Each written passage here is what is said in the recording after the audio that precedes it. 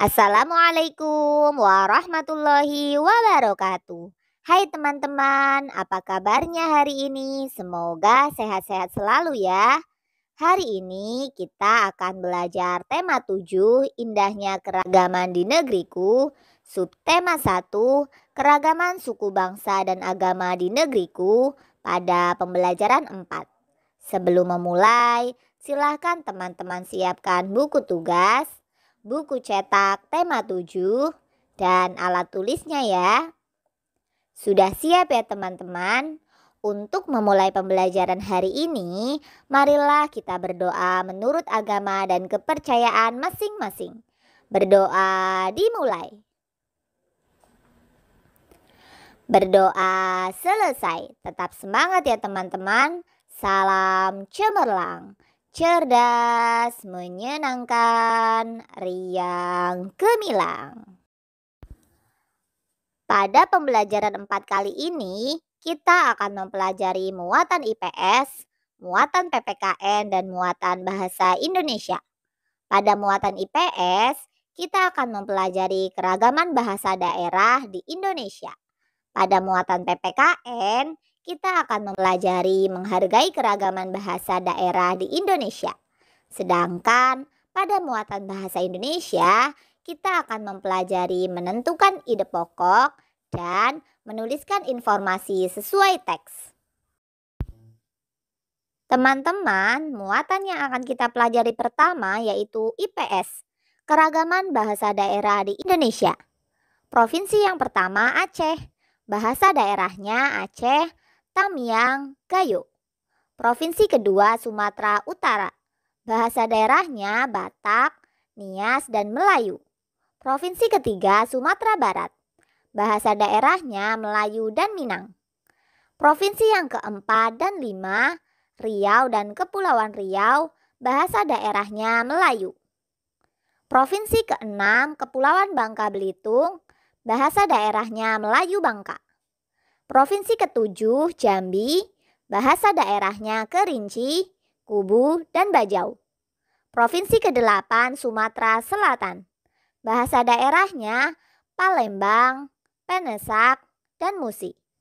Provinsi ke-9 Bengkulu, bahasa daerahnya Serawai, Rejang, dan Lebak. Provinsi ke-10 Lampung, bahasa daerahnya Melayu dan Lampung. Provinsi ke-11 Banten, bahasa daerahnya Sunda, Banten, dan Baduy. Provinsi ke-12 DKI Jakarta, bahasa daerahnya Betawi. Provinsi ke-13 Jawa Barat, bahasa daerahnya Sunda dan Cirebonan. Provinsi ke-14 Jawa Tengah, bahasa daerahnya Jawa. Provinsi ke-15 Daerah Istimewa Yogyakarta, bahasa daerahnya Jawa. Provinsi ke-16 Jawa Timur, bahasa daerahnya Jawa, Madura, dan Osing. Provinsi ke-17 Bali, bahasa daerahnya Bali. Provinsi ke-18 Nusa Tenggara Barat, bahasa daerahnya Sasak, Bima, dan Sumbawa. Selanjutnya Provinsi ke-19 Nusa Tenggara Timur, bahasa daerahnya Alor, Ende, dan Sumba. Provinsi ke-20 Kalimantan Barat, bahasa daerahnya Dayak dan Melayu. Provinsi ke-21 Kalimantan Tengah, bahasa daerahnya Dayak, Melayu, dan Bakumpai. Provinsi ke-22 Kalimantan Selatan, bahasa daerahnya Banjar, Melayu, dan Dayak. Provinsi ke-23 Kalimantan Utara, bahasa daerahnya Tidung, Dayak, dan Bulungan. Provinsi ke-24 Kalimantan Timur, bahasa daerahnya Kutai, Dayak, dan Banjar.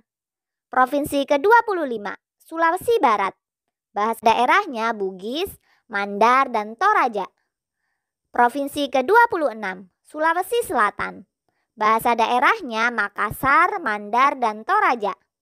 Provinsi ke-27 Sulawesi Tenggara, bahasa daerahnya Muna Butung, Bunkulaki. Provinsi ke-28 Sulawesi Tengah, bahasa daerahnya Toli-Toli, Balantak, dan Banggai. Provinsi ke-29, Sulawesi Utara. Bahasa daerahnya Minahasa, Sangir, dan Talaud. Provinsi ke-30, Gorontalo. Bahasa daerahnya Gorontalo, Atinggola, dan Suwawa. Provinsi ke-31, Maluku. Bahasa daerahnya Ambon, Buru, dan Banda. Provinsi ke-32, Maluku Utara. Bahasa daerahnya Tidore, Ternate, dan Makian. Provinsi ke-33, Papua.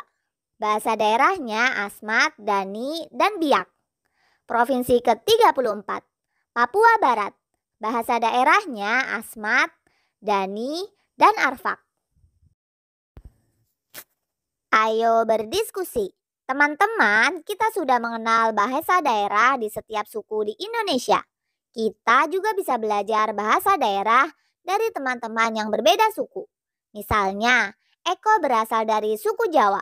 Eko menggunakan bahasa Jawa untuk berkomunikasi.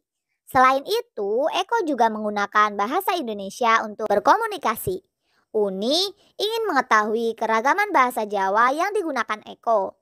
Kemudian, Eko membuat padanan kata bahasa Jawa dan bahasa Indonesia. Ayo kita perhatikan tabel padanan kata yang dibuat Eko berikut. Nama, Eko, Provinsi tempat tinggal, Daerah Istimewa Yogyakarta. Bahasa yang sering digunakan, bahasa Jawa dan bahasa Indonesia. Bahasa Jawa mangan, artinya dalam bahasa Indonesia makan. Ngombe, minum. Turu, tidur. Tuku, beli. Melaku, jalan. Lenggah, duduk. Ngadeg, berdiri. Melayu, berlari. Dan sinau dalam bahasa Indonesia artinya belajar. Nah, teman-teman, muatnya akan kita pelajari selanjutnya yaitu bahasa Indonesia. Ayo membaca, menentukan ide pokok. Bahasa daerah di Indonesia terancam punah. Posisi pertama negara dengan bahasa terbanyak di dunia kini ditempati oleh Papua Nugini dengan jumlah bahasa mencapai 867 bahasa. Selanjutnya, Indonesia menempati posisi kedua dengan jumlah bahasa sebanyak 742 bahasa. Distribusi 742 bahasa di seluruh Indonesia rupanya berbanding terbalik antara jumlah bahasa dengan jumlah penduduk. Pulau Jawa dengan jumlah penduduk 123 juta orang memiliki tidak lebih dari 20 bahasa. Sebaliknya, Papua yang penduduknya berjumlah 2 juta orang memiliki jumlah bahasa mencapai 271 bahasa. Kurangnya jumlah pengguna bahasa daerah akan berpengaruh pada kemungkinan kepunahan suatu atau beberapa bahasa daerah yang ada di Indonesia. Bahasa yang terancam punah adalah bahasa yang tidak memiliki generasi muda yang menggunakan bahasa ibu. Generasi dewasa adalah satu-satunya kelompok yang masih menjadi penutur fasih. Bahasa daerah berperan dalam menjaga budaya daerah. Tata nilai budaya di Indonesia tersimpan dalam kosakata, pantun, cerita rakyat, mitos, legenda, dan ungkapan. Oleh karena itu, bahasa-bahasa yang tergolong berpotensi terancam punah perlu memperoleh perhatian khusus. Kita perlu melestarikan bahasa daerah sebelum benar-benar menghilang dari kehidupan berbangsa kita. Nah, setelah kita membaca teks tadi, kita bisa menentukan ide pokok dalam setiap paragrafnya. Paragraf 1 memiliki ide pokok posisi pertama negara dengan bahasa terbanyak di dunia diduduki oleh Papua Nugini, sementara di posisi kedua diduduki oleh Indonesia. Ide pokok paragraf kedua, distribusi bahasa di seluruh Indonesia berbanding terbalik antara jumlah bahasa dengan jumlah penduduk. Paragraf ketiga, ide pokoknya bahasa daerah terancam punah jika generasi muda tidak menggunakan bahasa ibu. Paragraf keempat, ide pokoknya bahasa daerah berperan dalam menjaga kebudayaan daerah yang harus terus dilestarikan. Setelah membaca teks tadi, selain bisa menentukan ide pokok, kita juga bisa menuliskan informasi sesuai teks. Yang pertama, Indonesia menduduki peringkat kedua di dunia sebagai negara yang memiliki jumlah bahasa terbanyak. 2. Indonesia memiliki 742 bahasa daerah. 3. Distribusi bahasa daerah di seluruh Indonesia berbanding terbalik antara jumlah bahasa dengan jumlah penduduk. 4. Bahasa daerah terancam punah jika generasi muda tidak menggunakan bahasa ibu. 5. Bahasa daerah harus dilestarikan agar tidak hilang dari kehidupan berbangsa. Teman-teman masih semangat ya? Muatan yang akan kita pelajari selanjutnya yaitu PPKN. Ayo berdiskusi, menghargai keragaman bahasa daerah di Indonesia. Setiap negara memiliki bahasa resmi kenegaraan yang disebut bahasa nasional. Bahasa nasional kita adalah bahasa Indonesia. Bahasa Indonesia seringkali disebut sebagai bahasa persatuan karena berfungsi sebagai jembatan komunikasi antar suku di Indonesia. Hal ini sangat diperlukan, mengingat negara kita memiliki bahasa daerah yang beragam. Di samping menggunakan bahasa nasional dengan benar, kita juga wajib mencintai bahasa daerah. Keragaman bahasa daerah merupakan kekayaan bangsa Indonesia yang harus kita hargai. Berikut ini adalah cara kita menghargai keragaman bahasa daerah di Indonesia. Cara menghargai yang pertama yaitu bangga dengan keunikan bahasa daerah di Indonesia. 2. Mengetahui keragaman bahasa daerah di Indonesia. 3. Menghargai orang yang menggunakan bahasa daerah. 4. Mendukung pertunjukan seni dengan bahasa daerah. 5. Melestarikan keberadaan bahasa daerah di Indonesia. Selanjutnya, melestarikan keragaman bahasa daerah di Indonesia. Saat berbicara dengan teman berbeda suku, sebaiknya kita menggunakan bahasa Indonesia. Namun, kita juga harus menggunakan bahasa daerah kita. Bahasa daerah merupakan kekayaan bangsa Indonesia yang terancam punah. Oleh karena itu, kita harus melestarikan bahasa daerah bersama-sama. Kita dapat melestarikan bahasa daerah dengan cara berikut. Yang pertama, menggunakan bahasa daerah dalam percakapan sehari-hari. 2. Membuat cerita atau puisi menggunakan bahasa daerah. 3. Membuat bahasa daerah sebagai pelajaran wajib di sekolah. 4.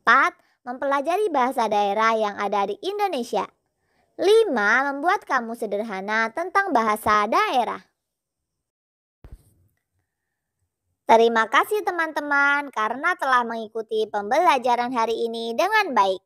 Semoga ilmu yang kita dapatkan hari ini bisa bermanfaat untuk teman-teman maupun orang lain.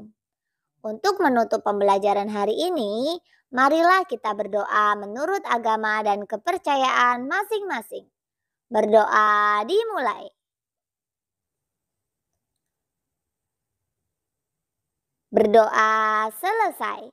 Tetap semangat ya teman-teman. Salam cemerlang, cerdas, menyenangkan, riang, gemilang. Wassalamualaikum warahmatullahi wabarakatuh.